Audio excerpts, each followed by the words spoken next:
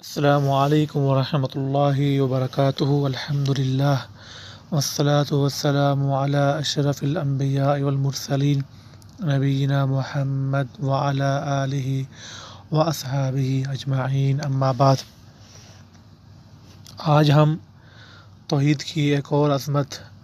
بیان کریں گے، توحید کی ایک اور فضیلت۔ صحابی رسول حضرت عبادہ بن صامت رضی اللہ تعالیٰ عنہ بیان کرتے ہیں کہ رسول اللہ صلی اللہ علیہ وسلم نے بیان فرمایا، من شاہدہ، جس نے گواہی دی، اللہ الہ الا اللہ، نہیں ہے کوئی معبود، کوئی الہ مگر اللہ، وحدہ لا شریک لہ، وہ اکیلا ہے اور اس کا کوئی نہیں شریک، وان محمدً، اور اس نے اس بات کی بھی گواہی دی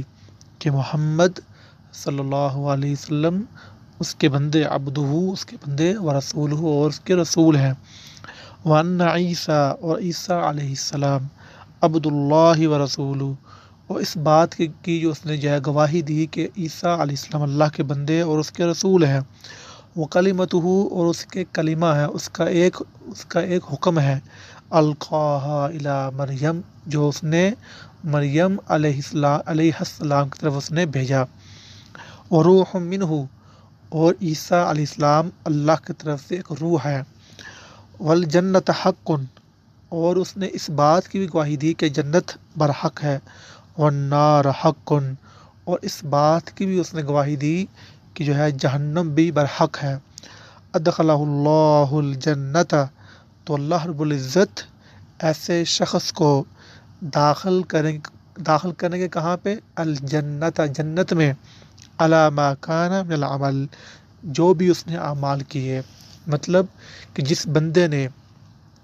دل سے توحید کا اقرار کیا کہ اللہ ایک ہے، وحدہ لا شریک ہے، اور محمد صلی اللہ علیہ وسلم اللہ کے بندے اور اس کے رسول ہیں، اور عیسیٰ علیہ السلام اللہ کے بندے اور اس کے رسول ہیں،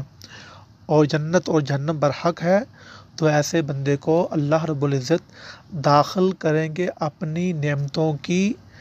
جو جنتیں ہیں، وہاں پہ اس کو داخل کریں گے، اگرچہ اس سے جو بھی غلطیاں ہوئیں، جو بھی اس سے خطائیں ہوئیں، انسان ہونے کے ناطے